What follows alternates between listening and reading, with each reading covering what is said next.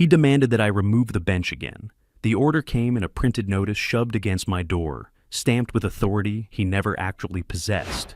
It was a simple attempt at enforcement. It failed. The bench remained where it had always been.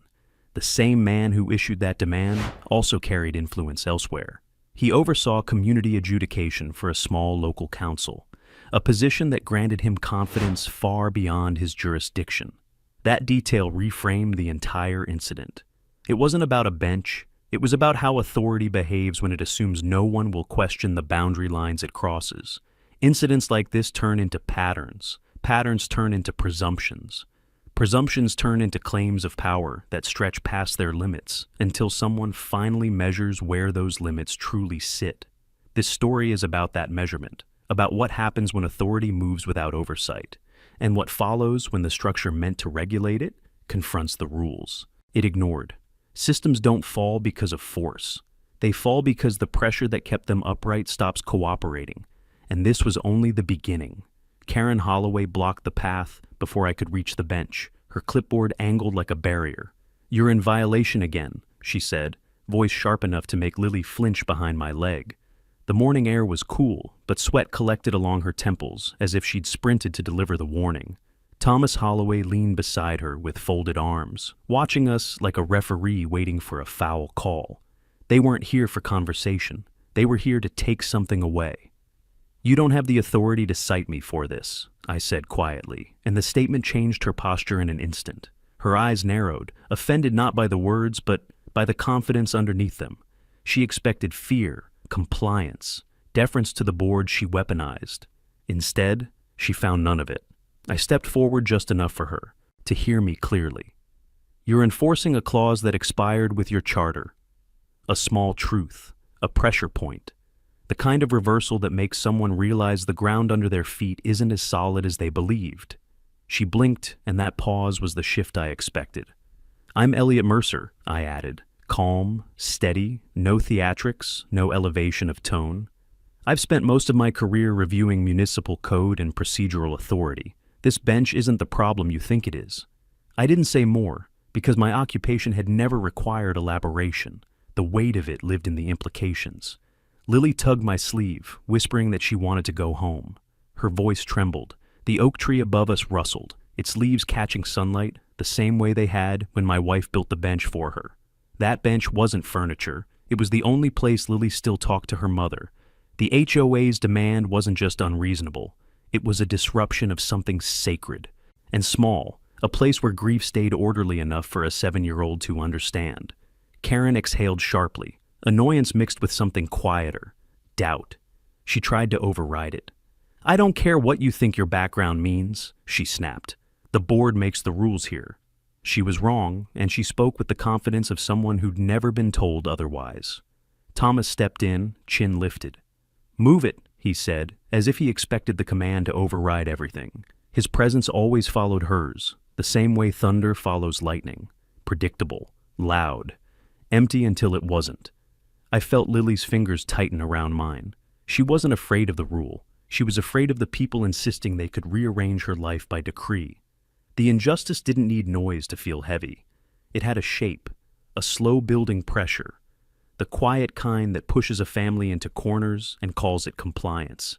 "I'll address it properly," I said, meeting Karen's stare without hostility. "But you won't threaten my daughter again." She didn't speak, but her jaw shifted at the challenge she didn't expect.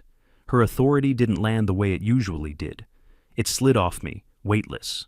She pointed her pen at the bench as if marking evidence. "This stays unresolved," she said, "and the board will escalate it."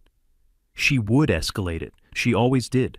But the moment she stepped back, I saw something in her expression that wasn't triumph.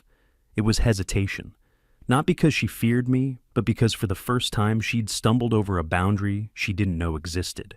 We walked away slowly, and Lily held my arm until the sidewalk curved out of their sight. I could still feel Karen's stare between my shoulder blades, a reminder that she'd decided this wasn't finished. She just didn't know I already understood the structure she leaned on. I knew what supported it. I knew where it cracked. I knew exactly how far. Her authority reached and where it dissolved into nothing. Before the day ended, she would push harder. She always did. and each push would bring her closer to a line she didn't realize she was crossing. Where are you watching from? Tell us in the comments below. Lily's question followed us all the way home, even though she didn't say another word. Her steps stayed small, deliberate, the way children walk when they're unsure if they're allowed to relax yet. When we stepped into the house, she finally let go of my arm and went straight to her room, leaving the hallway quiet except for the soft thud of her door. I let the silence settle before moving into the kitchen, knowing that calm was the only thing she needed from me for the rest of the morning. I set my keys on the counter and looked through the window toward Riverbend's main street, where neighbors walked their dogs past trimmed hedges and matching mailboxes. The place always looked peaceful from a distance. It was only when the board became involved that the illusion shifted. Their authority was narrow on paper, but Karen stretched it across every interaction, every landscape stone, every patch of grass cut a half-inch too short or too long. I'd seen similar patterns in municipal disputes across my career, and this one followed that shape perfectly, authority expanding until it met resistance. A familiar engine rumbled outside, slow and heavy. The street cleaning truck drifted along the curb, spraying water across the pavement in a controlled arc. The sound usually blended into the background on Wednesdays, but today it became a reminder. Karen's violations always arrived on schedule. Her confidence depended on routine, predictability, systems she believed she controlled. I stepped onto the front porch and watched the truck roll past the gatehouse. The gate itself hummed open, then clicked shut behind the vehicle. Riverbend Estates was designed to feel orderly, almost ceremonial. Even the breeze through the live oaks carried a sense of structure, but that structure held only as long as it aligned with the rules that governed it. And those rules, written into the association's incorporation, held weight only if the incorporation remained active. That was the part Karen never questioned, the part she assumed would always protect her. I'd studied Riverbend's governing documents when Lily and I moved here after my wife passed. Not out of distrust, just habit. My work had taught me to read what people overlook, and even then, before the conflict started, I'd noticed the registration date printed in the corner of the charter. The numbers had been easy to remember. They were tied to the year my daughter was born, a coincidence that made the lapse stand out once I checked the state's registry months later. I hadn't acted on it then.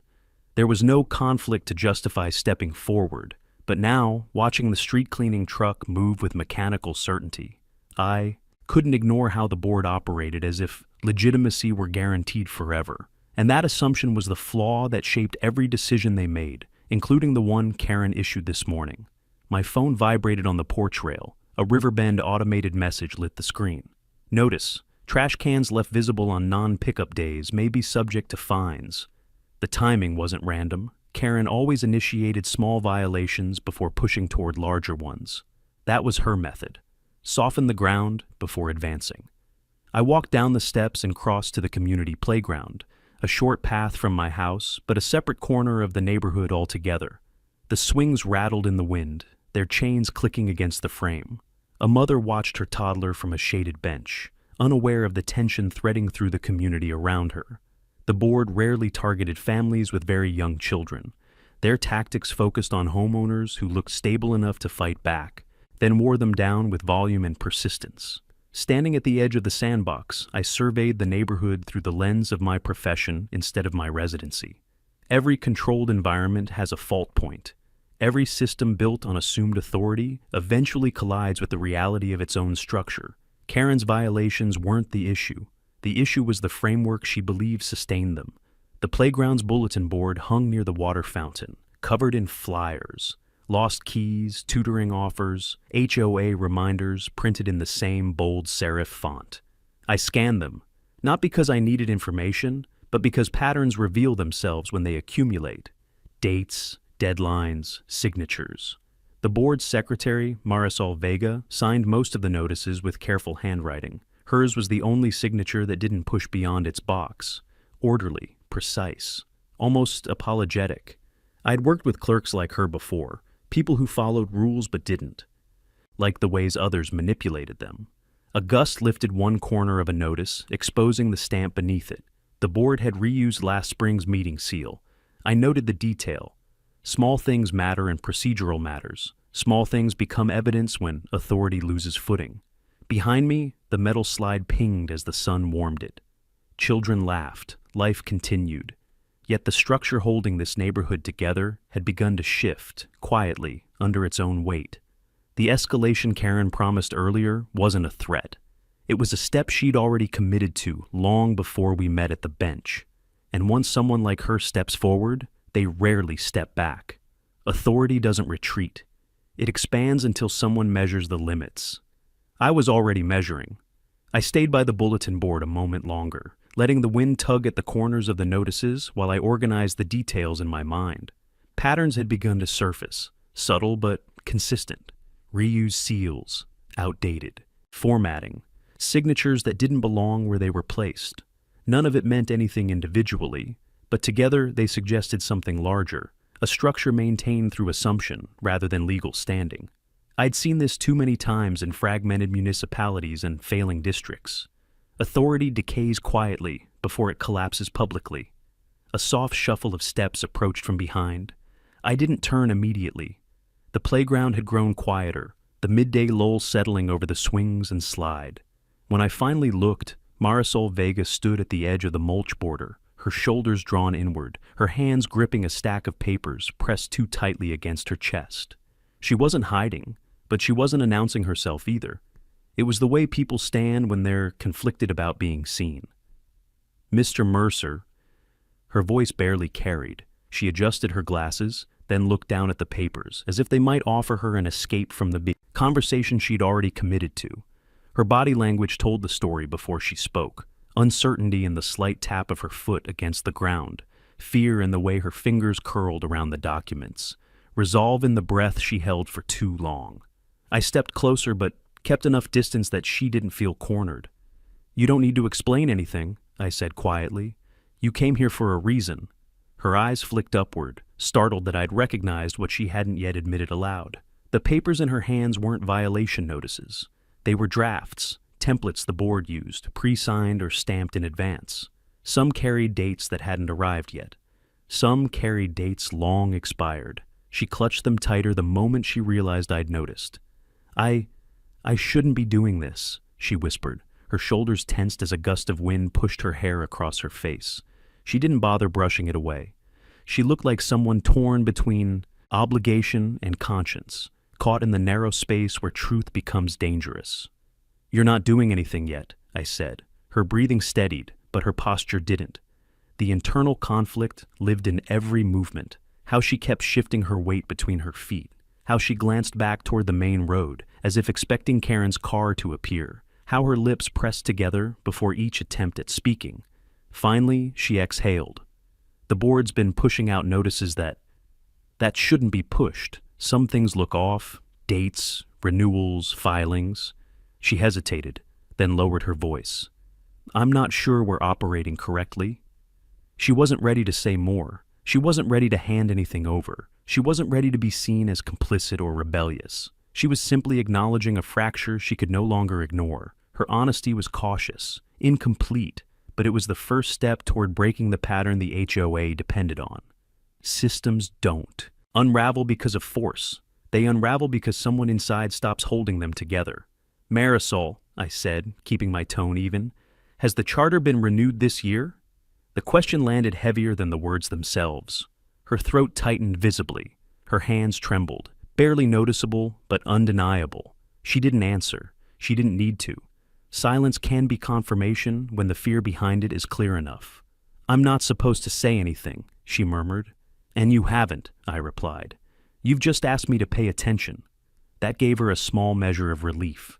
Her shoulders lowered an inch. The grip on the papers eased. Her breathing evened out. She wasn't betraying anyone yet. She was simply acknowledging reality. A reality Karen would never acknowledge on her own. A child laughed in the distance, and the moment broke just enough for her to step back toward the sidewalk. She only paused once more, glancing at the bench far across the neighborhood, barely visible through the trees. Her eyes softened, sympathy, guilt, or recognition. Maybe all three. She nodded, small and uncertain, then walked away without saying another word. I watched her retreat, noting each detail of her hesitation. Every element of her body language revealed the same truth. She knew something was wrong, and she was searching for the point where responsibility met courage. That point would matter. Eventually, it would matter more than anything Karen tried to enforce. I left the playground with the emerging framework taking shape in my mind. The victory wouldn't come from confrontation. It would come from structure, verifiable limits, legal standing, procedural failure. Karen never expected anyone to challenge, and now there was someone inside the system quietly confirming those limits existed. The wind carried the loose corners of the bulletin board flyers as I walked home, each movement a small reminder that nothing stays pinned down forever, especially not authority built on expired ground. If you want more stories of homeowners standing up to HOA tyranny, hit subscribe right now, share your story in the comments, and let me know where you're watching from. I reached the end of the sidewalk, still carrying Marisol's tension in the back of my mind. Her silence had confirmed more than any document ever could. Systems don't fracture from a single failure point. They fracture when people inside them start hesitating, and hesitation had just found its way into Riverbend's administrative core. I didn't need her to confess. I only needed to understand where the edges of authority were thinning. The rest would follow its own course. Instead of heading home, I turned toward the community center, the building the HOA used as its unofficial headquarters. It sat at the far end of Riverbend, past the pond and the walking trail, a low stucco structure with large tinted windows and a narrow covered entrance. It wasn't an office so much as a gesture of formality, a place where Karen stamped authority into the air with every meeting she held. That made it the next logical stop. Pressure always reveals the shape of the structure holding it. The parking lot was mostly empty except for 2 SUVs and a contractor's van. Fresh mulch lined the walkway, releasing a sharp, earthy scent under the sunlight. It seemed intentional, an attempt to make the place look orderly, controlled, stable. But appearances rarely aligned with the underlying mechanics. I'd learned that long before moving here. Inside, the air conditioner hummed with a low, constant vibration.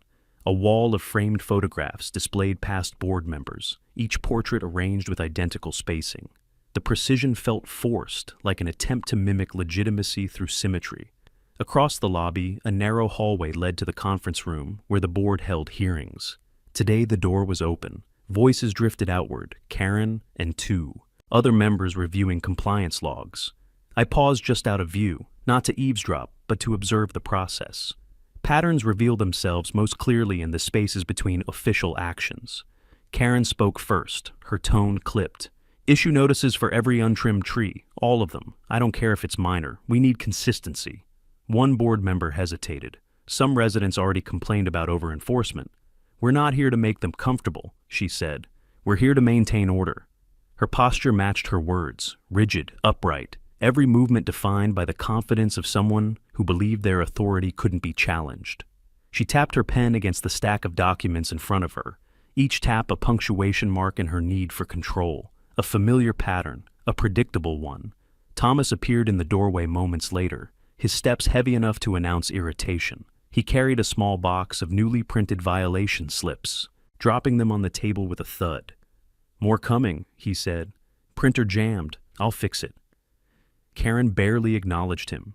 She simply marked a name on her list, my name, and slid the slip across the table to the member beside her. That small action told me everything I needed to know about their next escalation. They weren't operating from rules. They were operating from momentum. And momentum, when unexamined, becomes liability. I stepped into the doorway, and the conversation halted instantly. Karen's expression shifted, not to surprise, but irritation, the way someone reacts when their authority is interrupted unexpectedly. "You're not scheduled," she said. "No," I replied. "I'm not here for a hearing." Thomas crossed his arms, his stance widening as if bracing for conflict. Karen remained seated, but her grip on the pen tightened. Authority always reacts first through posture, then through speech. "I came to request clarification," I continued, keeping my tone steady. "Specifically about the legal basis for the enforcement actions issued this quarter." Her eyes flashed, not fear, but something close to recognition. She knew exactly which part of the structure she didn't want examined. "This isn't the place for questions like that," she said. "It's the only place," I answered, "because you've made it so." The room stiffened. The two board members exchanged uneasy glances. Their hesitation mirrored Marisol's earlier uncertainty, the early signs of a system losing internal alignment. Authority doesn't collapse suddenly. It cracks in quiet rooms first. Karen recovered quickly. "Submit your inquiry in writing," she said. "We'll review it next meeting." "That won't be necessary." Her jaw tensed. "This board follows procedure." "Then you should ensure you're still authorized to conduct procedure." The line landed with quiet precision. No theatrics, no raised voice. But the implication reached exactly where it needed to. A flicker crossed her expression, the briefest slip in her confidence. She masked it quickly, but the board noticed. I could see it in the way the member on her left shifted uncomfortably, his fingers tapping the table without rhythm. Thomas stepped forward. "Watch yourself," he muttered. "I always do." I turned to leave, not because the conversation was finished, but because it had accomplished its purpose. Pressure reveals structure, and today, Riverbend's structure had exposed its first visible fracture. As I stepped into the sunlight again, the air felt different, not lighter, not heavier, simply honest. Systems built on assumption rarely withstand scrutiny, and scrutiny had just begun. The sunlight still pressed against my shoulders as I walked away from the community center. But the warmth didn't follow me far. The path curved toward the pond, the same one where the memorial bench sat beneath the oak tree. But I didn't stop there. The pressure I'd applied inside that conference room needed space to settle. Systems strained under scrutiny, and strain always produced a response. I wanted to see how quickly the board moved when they felt their footing shift. Instead of returning home, I crossed the footbridge toward the small public library just outside Riverbend's gate. It wasn't part of the neighborhood, which made it one of the few spaces untouched by the board's influence. Quiet, neutral ground. A place where information lived without agenda. I'd spent years in rooms like this, places where structure became visible through records and timestamps, not policy claims or intimidation. Inside, the air carried the familiar blend of paper and dust. Rows of public computers lined the wall, their screens dim until motion activated them. I chose the station nearest the window, where I could still see the pond through the branches. I logged in with the same deliberate calm I used in courtrooms, methodical, steady, without giving the moment more weight than it deserved. The state's corporate registry loaded slowly, cycling through verification screens. I wasn't searching for the charter itself. I already knew the registration date. What I needed now was confirmation of something far simpler, whether the renewal had been filed this year. Not through documents hidden in garages or basements, not through anything the board controlled. Public record, accessible, objective. The cursor blinked, then produced the listing. Riverbend Estates Homeowners Association. Status, lapsed. Renewal, not received.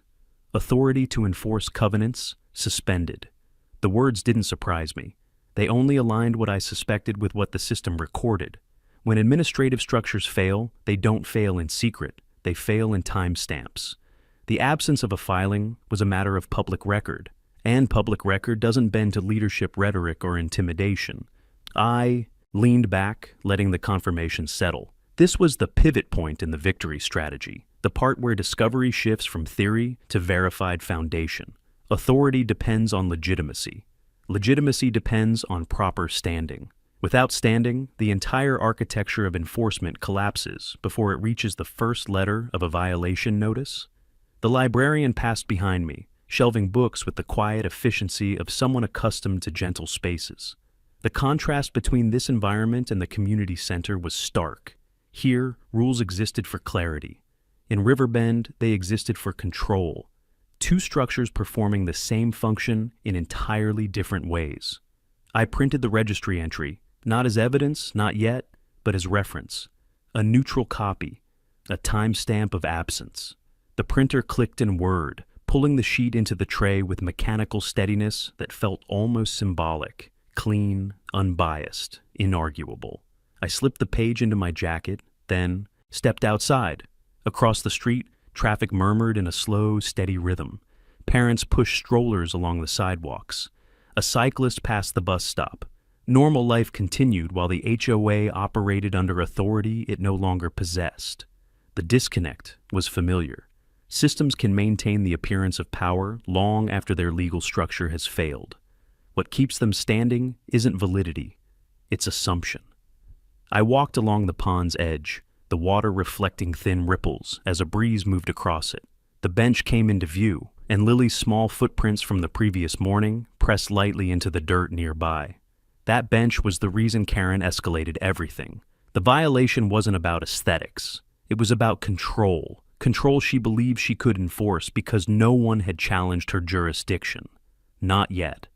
I glanced at the registry sheet again. It wasn't a weapon. It wasn't even leverage. It was a boundary line, a quiet one. But boundaries matter when authority reaches beyond them. A duck splashed near the reeds, scattering water in a small arc. The sound echoed briefly, then dissolved into the stillness. I stood there a moment longer, letting the pond settle both reflection and purpose. The discovery phase was complete.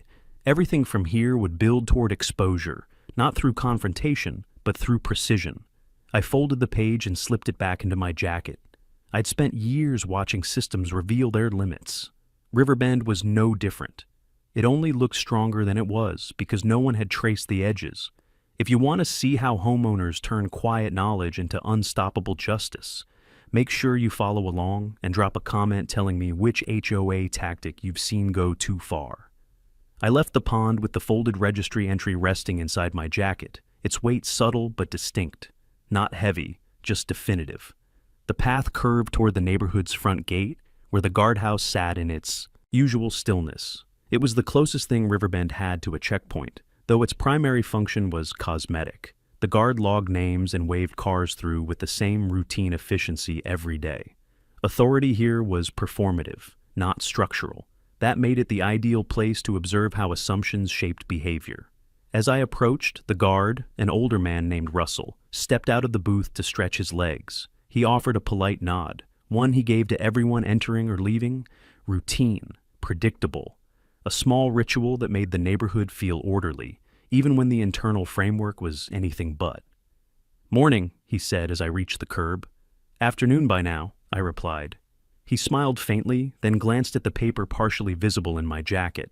Not with interest, just habit. People in his position notice details without assigning meaning. Their job requires attention, but not interpretation. That distinction often reveals how authority functions at ground level. Follow procedure, don't question where the orders come from. "Board's been busy today," he said.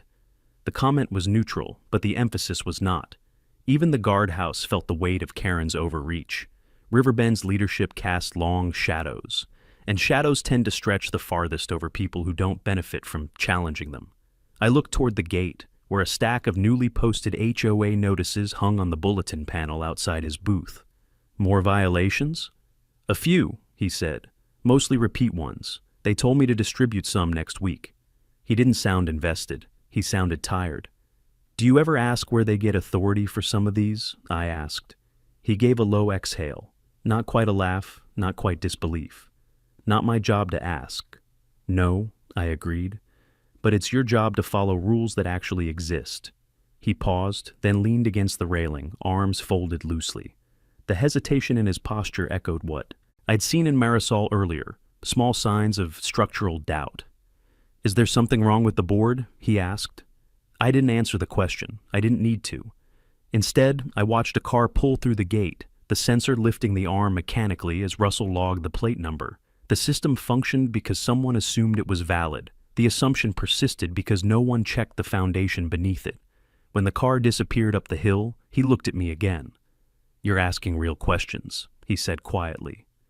"Questions reveal structure," I replied, "especially when the structure isn't as solid as it looks." His gaze shifted to the notices. "You gonna fight them?" "I'm going to measure them," I said. "The rest depends on what the measurements show." He nodded slowly, and a quiet understanding settled in the air between us. Russell wasn't a witness or an ally. He was a barometer, someone whose reaction revealed tension within. The neighborhood. His unease confirmed what the registry page had already proven. Riverbend's authority was performing a role it no longer had the standing to play. I stepped back from the booth, ready to continue along the sidewalk. But something else pulled my attention. A delivery van pulled to the curb, the driver climbing out with a stack of HOA-branded envelopes. He handed them to Russell without looking up, then left without waiting for acknowledgement. The indifference was telling. "What are those?" I asked. "Board directives," Russell said, sorting through them. Inside were violation templates, meeting reminders, and enforcement letters. All dated, all stamped, none carrying the legal authority they pretended to represent. The system was still operating on momentum alone.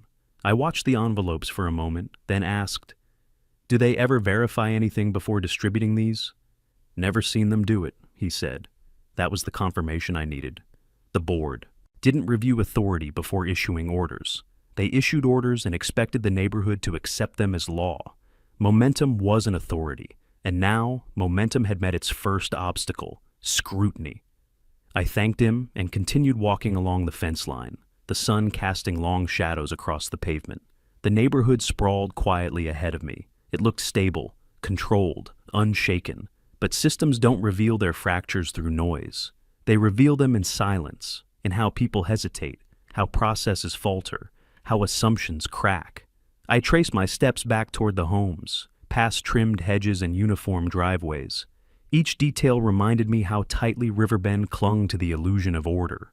And illusions are most vulnerable when the truth beneath them becomes undeniable.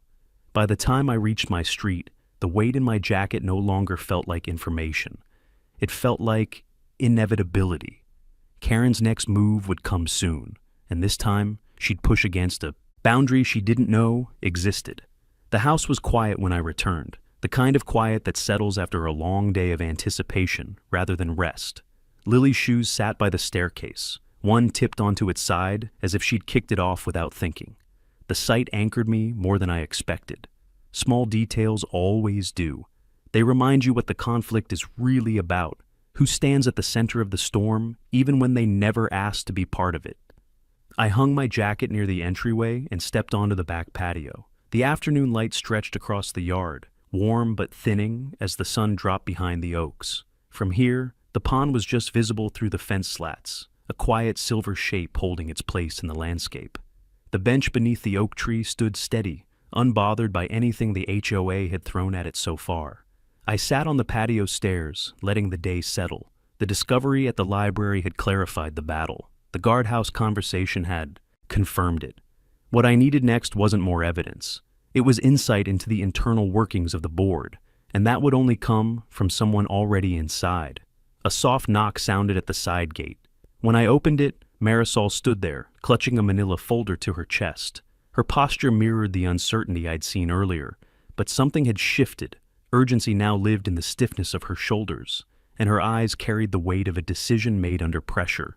"I shouldn't be here." Her voice trembled just slightly. "But I can't keep pretending I don't see what's happening." I stepped aside, letting her into the yard. She walked toward the patio stairs and stopped near the flower bed, where a young sapling stood tied to a thin support stake. She looked at it a long moment before speaking. "That tree wasn't here last year," she said quietly. "It was my wife's," I replied. "She planted one in every home we lived in. After she passed, Lily asked if we could plant one here too. She said it made the house feel like her mother was still growing with us." Marisol swallowed hard. Her grip on the folder tightened until the edges bent. "I lost my sister 2 years ago," she said. "Breast cancer, the same kind your wife fought. She had a little garden behind her apartment. The landlord wanted to tear it out after she died." She took a shaky breath. "I fought him for weeks, not because the garden mattered, because she did." The confession wasn't rehearsed. It wasn't strategic. It was human, raw in the way grief makes truth unavoidable. Her body language revealed the struggle, her foot tapping lightly against the patio stone, her free hand rubbing the bridge of her nose, her shoulders rising with each breath, as if holding herself together required physical effort. "You asked about the charter," she continued, "and I didn't answer. But I knew. I've known for months." She opened the folder slowly, as though the pages inside were fragile. The board never renewed it. They talked about doing it, but Karen said it wasn't necessary. She said the HOA still had practical authority, that people respected the board's decisions even without formal status. Practical authority. The phrase carried the kind of administrative arrogance that grows unchecked when no one examines it. Marisol held out a page, a printed email thread between the board members. Karen had written plainly, "Renewal isn't a priority. People comply because we act like they should. That's enough." She looked away as I read it, her voice cracking just slightly. I didn't challenge her. I should have. But then Thomas started showing up to meetings. He'd sit in the corner, staring. And I don't get involved with men like that. I've seen what fear does to people. She stepped back from the folder, distancing herself as if proximity alone made her complicit. "I'm not giving you documents in secret," she said quickly. "I won't break the law for this, but you needed to know the truth, and you needed to hear it from someone who understands what you're trying to protect." Her eyes drifted toward the sapling again. "They won't stop, you know. They're already planning to remove the bench next week. They think they're untouchable." "They're not," I said. She nodded, relieved and terrified at once. Her internal conflict had reached its breaking point, the friction of conscience finally overtaking fear. She laid the folder on the patio chair, not giving it to me, just leaving it where sunlight touched the corner of the cover. "I can't do more than this," she whispered. "But you already have what matters. The board knows they're not legitimate. They've been hiding it. And once someone like Karen starts hiding something, she'll destroy anyone who threatens her." She stepped back through the gate, her voice softer as she left. "Please protect your daughter. That tree, that bench. They're not just objects. They're the only places she still talks to her mother. Don't let them take that from her." The gate clicked shut behind her. The yard returned to silence. But the structure that held Riverbend together had shifted again, this time from the inside. The gate's final click still echoed faintly when I turned back toward the patio chair. The manila folder sat where Marisol had left it, the sunlight warming one corner as if urging me to open it. I didn't. Not yet. She hadn't given it to me. She'd simply placed it within reach, close enough to confirm her confession, but far enough to keep her conscience intact. That distinction mattered. In legal structures, intent is often the deciding weight, and hers was to reveal truth, not transfer evidence. I sat on the edge of the patio step, letting the late afternoon quiet wrap around the yard. The sapling rustled in a small breeze, its leaves trembling in a way that reminded me of the morning Lily planted it, hands shaking not from effort, but from the weight of her grief. Everything the board targeted, everything they tried to remove or fine or shame, was tied to someone's loss. Their rules had never accounted for the human dimension of the places they governed, but now the internal foundation had shifted. Marisol's confession wasn't just information, it was alignment. Systems don't change because one person challenges them from the outside. They change when someone inside the structure becomes unwilling to hold it together. And now it was time to build the countermeasure. I stood and walked inside, leaving the folder untouched, and grabbed my keys from the entryway. The next step required a place where I could think without the shadow of the HOA hovering over every surface. A place built on clarity. The courthouse fit that requirement. Not the one where I worked. This needed separation from familiarity. Distance always sharpens perspective. I drove toward the county administrative complex, a tall glass structure set against the edge of downtown. Its lobby was silent except for the soft hum of ventilation and the faint echo of footsteps on polished tile. When I stepped inside, the security guard glanced up, nodding politely. He didn't recognize me. Perfect. I chose a quiet corner table near the clerk's filing counter, where a wide window overlooked the parking lot. The setting felt procedural, neutral, exactly what I needed. I opened my notebook and began outlining the framework. Not strategy, structure. The difference is subtle but essential. Strategy responds to an opponent. Structure establishes the ground they must stand on. The HOA had no standing, that was the core. Without standing, any action they took existed in a vacuum, loud, intimidating, but ultimately hollow. My task wasn't to fight the board. It was to illuminate the absence beneath their authority, so clearly that every action they attempted afterward would collapse under its own weight. In legal work, exposure is never the first step. It's the final one. Before that comes preparation. I began mapping out the procedural requirements for any homeowners association to enforce covenants. Active status, proper filings, annual reports, notification periods, membership quorum, financial transparency. Riverbend failed several of those, but the expired charter alone was enough. Without renewal, the HOA wasn't a governing body. It was a group of residents acting under the appearance of authority. The hum of fluorescent lights overhead blended with the distant shuffle of papers from the clerk's desk. A procedural soundtrack, familiar and grounding. I wrote each requirement with deliberate calm, cross-referencing the statute numbers from memory. Not to weaponize them, to clarify them. Once the framework was complete, I closed the notebook and leaned back in the chair. Outside, the sky had shifted toward evening, streaked with faint orange light. The courthouse always felt different around this hour, settled, purposeful, waiting for the next day's rulings. I'd spent years inside buildings like this, measuring disputes not by passion, but by alignment with structure. Now Riverbend would be measured the same way. My phone buzzed with a new HOA email, another automated notice, this one threatening an additional fine if the bench wasn't removed by week's end. The irony wasn't lost on me. Their authority evaporated months ago, yet they continued issuing directives as if nothing had shifted. It wasn't malice, it was inertia, a system moving out of habit rather than legitimacy. I saved the email, not as evidence, but as confirmation of timing. Every escalation they attempted now occurred after their legal authority had lapsed. That sequence mattered. I gathered my notebook, stood, and walked toward the exit as the courthouse lights flickered brighter in preparation for evening. When I stepped outside, the cool air brushed against my face, steady and clean. The kind of air that makes thinking easier. The next phase would involve positioning, not confrontation. And positioning begins with clarity. What is valid, what is not, and what collapses when those lines are drawn. The board had built its identity on the assumption of unchallenged authority. I would simply hold a mirror to the structure and let it show its own reflection. If you're the kind of person who believes power only matters when it's legitimate, tap follow and tell me what moment made you question an authority in your own neighborhood. The courthouse steps felt solid beneath me as I descended toward the parking lot, the evening settling into its predictable rhythm of cooling air and lengthening shadows. I didn't rush. Preparation never required speed, only precision. The framework I'd built inside the administrative building wasn't a plan of attack. It was a measure of the ground beneath Riverbend's authority, and that ground was no longer holding. Instead of driving home, I turned toward the small municipal park across the street. It wasn't part of the neighborhood, which made it the ideal next setting. Neutral territory, free from the reach of Riverbend's board, and quiet enough for the kind of preparation this phase required.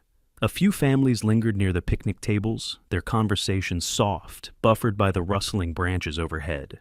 I chose an empty bench beneath a tall sycamore and sat with my notebook open across my lap.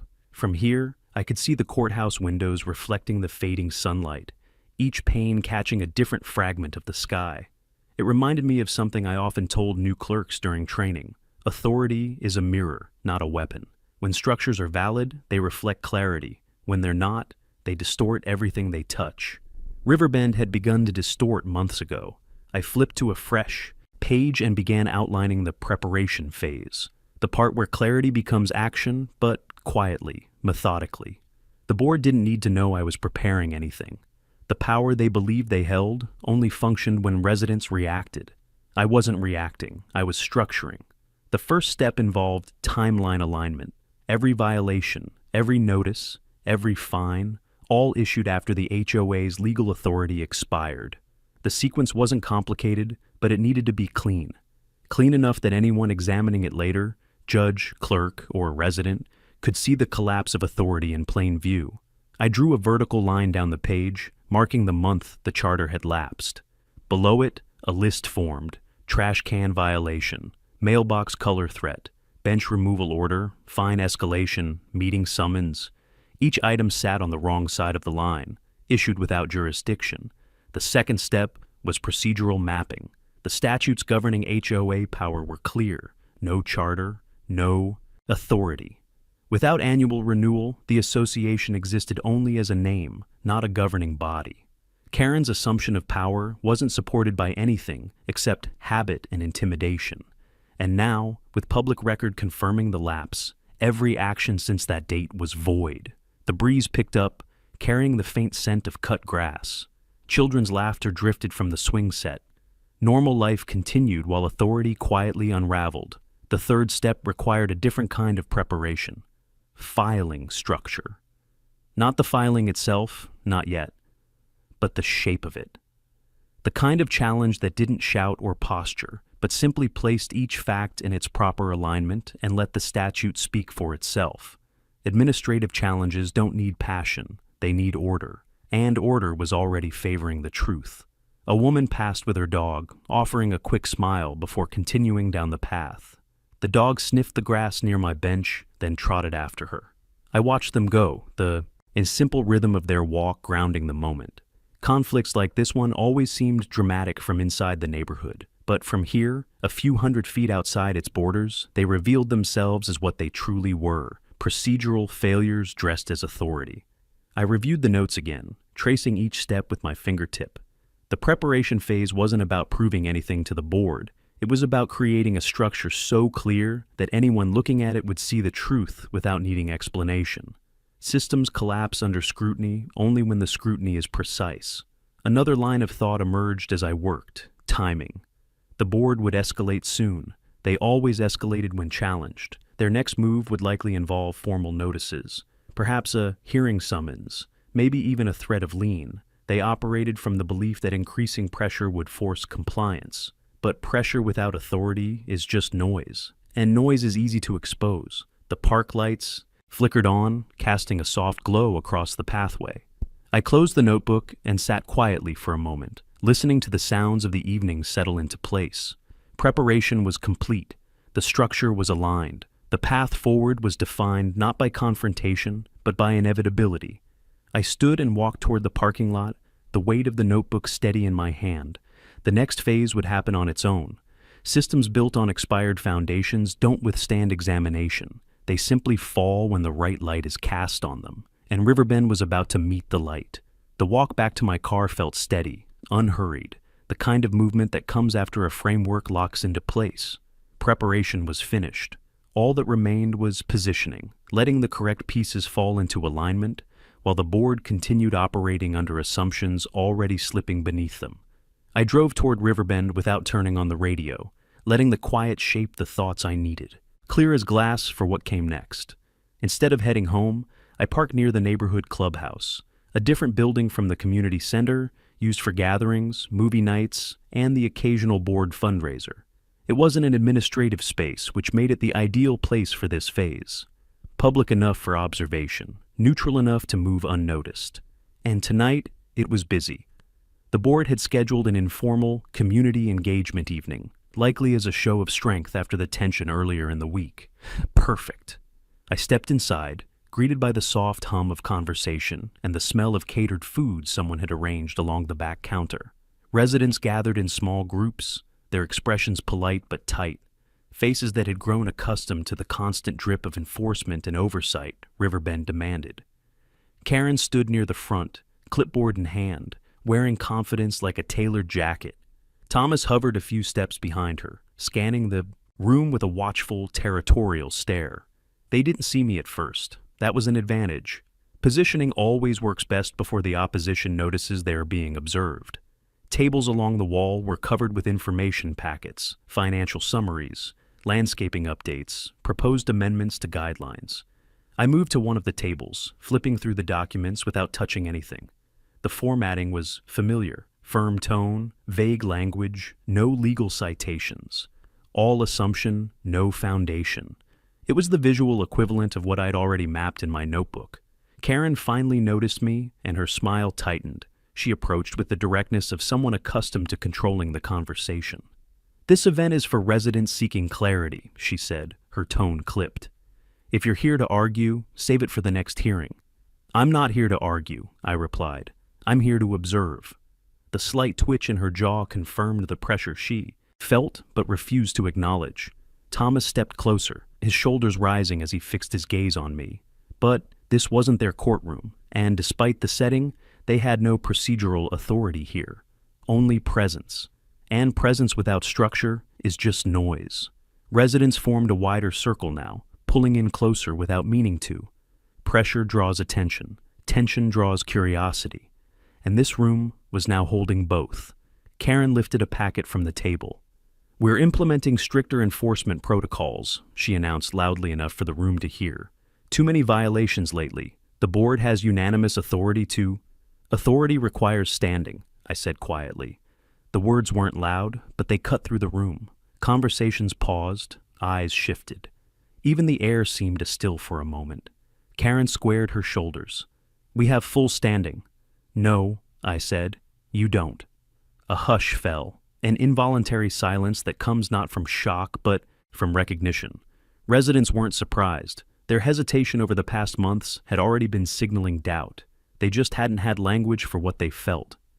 "You can't make these claims," she said, voice rising slightly. "I don't need to make claims," I replied. "Standing is a matter of record, and the record shows your authority expired before half the notices you issued this year." A ripple moved through the room. Not a reaction, an alignment. People were recalibrating their understanding, adjusting internal scales they'd ignored for too long. Thomas stepped forward then, trying to fill the space with volume. "You think you can embarrass my wife in front of the neighborhood?" "No," I said, calm as stone. "I think the structure you've been standing on just exposed its own foundation." Karen looked around, perhaps searching for support, perhaps for anger, perhaps for any sign she still controlled the narrative. But residents weren't leaning toward her. They weren't leaning toward me either. They were simply standing still, waiting. That was the shift. Authority doesn't collapse when people fight it. It collapses when people stop leaning toward it. I let the moment settle, then stepped back toward the door, not leaving the room in defeat or triumph, but simply allowing the structure to breathe under its own pressure. I didn't need to force anything. The next phase would happen on its own. Systems respond to exposure the way glass responds to fracture, quietly, until it doesn't. Outside, the night air pressed cool against my skin. Lights flickered along the path back toward the street, reflecting off the windows of homes lined in orderly rows. Riverbend still looked composed from the outside. But composure isn't structure, and the structure had already begun to tilt. Tomorrow would carry the weight of this evening's silence. The cool air followed me down the sidewalk until I reached the intersection near the pond where the neighborhood's clubhouse lights were still visible in the distance. By morning, silence would give way to reaction. And reaction, when built on invalid authority, tends to move faster than reason. I didn't sleep much that night, not from worry, but from certainty. Systems under strain always reveal their next move in clear, predictable lines. By sunrise, Riverbend had already shifted. Cars lined the curb near the main walking trail.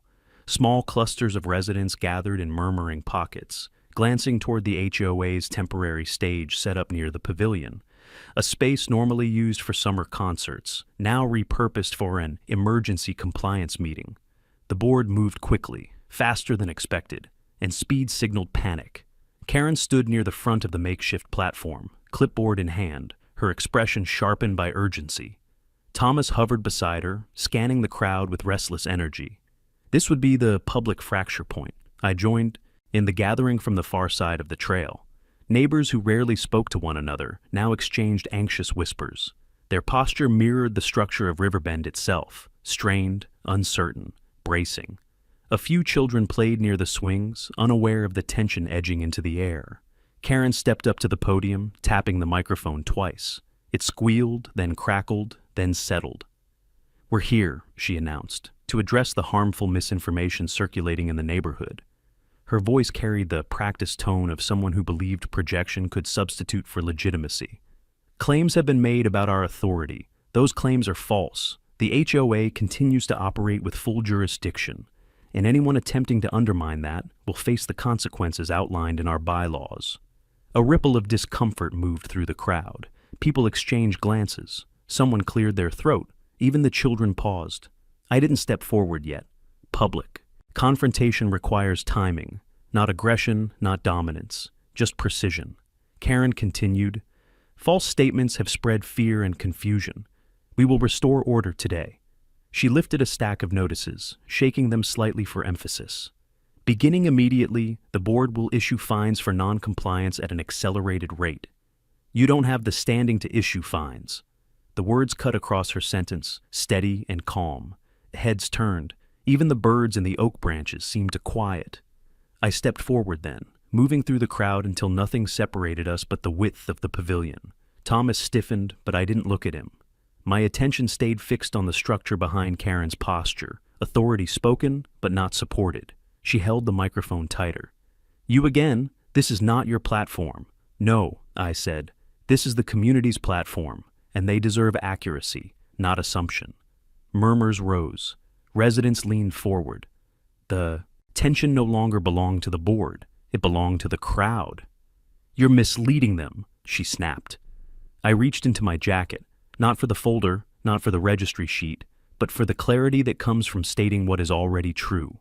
Your authority expired the moment your charter lapsed. Every enforcement action, every fine, every meeting notice since then is void, not because I say so, because the state says so. The crowd reacted this time, voices rising, steps shifting, the air thickening with sudden realization. Pressure builds slowly, then reveals itself all at once. Lies, Thomas growled, stepping closer to the podium. Public record, I countered, available to anyone who requests it. A woman near the front raised her hand. Is that true? Did the charter expire? Her voice trembled, not with fear, but with the shock of recognition. Others echoed her question. Karen hesitated. That hesitation was louder than any denial. Behind her, the treasurer, a normally silent board member, lowered his clipboard, eyes fixed on the ground. Another crack in the structure. Someone shouted, "We deserve transparency!" Another, "Show us the renewal!" Another, "Are we even part of a legal HOA right now?" The confrontation was no longer between me and the board. It was between the board and the truth. Karen tried to regain control. "We will not allow this kind of disruption." "Disruption," I said. "This is accountability. You don't hold jurisdiction here. You've been operating on assumption alone." Silence followed. A deep, heavy silence that settled across the pavilion like a weight finally acknowledged. Authority, once questioned publicly, never returns to its previous shape. The treasurer finally spoke, voice unsteady. "Karen, is it true? Did we miss the renewal?" Her eyes darted to him, then to the crowd, then back to me. "This meeting is adjourned," she barked, slamming the microphone. Onto the table, it screeched, echoing across the pond. But adjournment didn't matter. The room had already shifted. The community had already seen the fracture. Thomas stepped forward as if preparing to challenge me, but the crowd moved back, not away from me, but away from him. Isolation is the first sign of collapsing authority. Karen stormed off the platform. Residents followed her with questions she no longer had the power to silence. Riverbend had entered its final phase, and the structure she built would break under the weight of its own assumptions. The pavilion was still echoing with unanswered voices when I stepped away from the crowd, following the trail around the pond toward the courthouse where this conflict would find its final shape. Riverbend wasn't chaotic. Chaos requires unpredictability. This was something else, something steady. A structure failing exactly the way flawed systems always do once scrutiny is applied, in a quiet, irreversible cascade. Karen had retreated, the board had fractured, and the residents had finally seen what had been true for months. All that remained was the formal reckoning. The courthouse parking lot was half full when I arrived, washed in late morning light. The building stood still, neutral, unaffected by the panic that had swept through Riverbend. Inside, clerks moved efficiently between counters. The calm rhythm of legal procedure always felt familiar, almost grounding. Here, authority wasn't a personality. It was a process. I requested the hearing clerk, explained the matter briefly, and handed over the motions I had prepared days ago, the same motions I'd drafted in the administrative annex when the structure first became clear. The clerk scanned them, nodding as the details aligned. There was no debate, no resistance, just acknowledgement. Procedure doesn't argue with validity. It moves according to what exists, and the board's authority no longer did. A hearing was scheduled for the afternoon. When I stepped outside, Thomas and Karen were already approaching. Her shoulders were rigid, jaw clenched, eyes sharp with a volatile mix of indignation and fear. Thomas walked slightly ahead of her, puffed with the kind of anger that grows when someone's imagined power dissolves faster than they can grasp it. "You think you've done something here?" he said, stepping too close. His voice was low, strained. "You embarrassed her." "I didn't embarrass anyone," I said. "The truth did." The courthouse door opened behind me, the bailiff stepping out for routine patrol. Thomas noticed, his posture faltering just a moment. Even the smallest proximity to true authority shook him. Karen placed a hand on his arm, pulling him back. Though she didn't look at him, her focus was fixed on me. "You're destroying this community," she said. "No," I answered. "I'm restoring it." She tried to speak again, but the bailiff called us inside. The courtroom was a modest, polished wood, clean lines, a single flag in the corner. Residents filtered in quietly, taking seats along the benches. Their faces showed something new, not fear, not anger, but resolution. They were no longer leaning toward the board. They were standing on their own ground. The judge took the bench. Proceedings began with measured pace. I presented the timeline, the statutes, the lapse dates, the notices issued without authority. Each point aligned cleanly, without tension or embellishment. The truth didn't need force. It only needed sequence. Karen tried to argue practical authority. The judge interrupted before she finished the sentence. "Practical authority," he said, "is not legal authority." His tone wasn't harsh, just precise. When he asked for the renewal record, she had none. When he requested proof of annual filings, she couldn't provide them. When he asked why the HOA issued fines without standing, she had no answer at all. Silence settled so completely that I could hear the soft hum of the fluorescent lights overhead. The ruling came with the finality of something inevitable. The HOA's enforcement actions were void. All outstanding fines were dissolved. All liens were invalid. All notices issued after the lapse were legally meaningless. The board, having operated without authority, was formally suspended pending restructuring under state supervision. Karen's composure cracked, not loudly but visibly, a small fracture in the expression she'd worn for years. Thomas shifted beside her, the bravado gone, replaced by something hollow and uncertain. Riverbend exhaled. The residents didn't cheer. They didn't clap. They simply absorbed the truth. The weight that had hovered above them for so long had evaporated. Outside the courthouse, the wind moved across the parking lot with a kind of quiet clarity. I walked toward my car, but paused when I spotted Marisol standing near the steps. Her expression held relief, but also something gentler, gratitude maybe, or closure. "You did the hard part," I said. She shook her head. "No, I just stopped pretending." She glanced back toward the courtroom doors. "But I'm glad someone finally measured them." I nodded, then stepped into the sunlight. The drive back to Riverbend felt different, not triumphant, not victorious. Simply correct. Structure restored, limits upheld, authority aligned with truth again. When I reached the pond, Lily sat on the bench beneath the oak tree, swinging her legs lightly as if the world had finally stopped pressing against her. I sat beside her, letting the quiet fill the space between us. Systems fall, families remain. If you want more stories of homeowners standing up to HOA tyranny, hit subscribe right now, share your story in the comments, and let me know where you're watching from.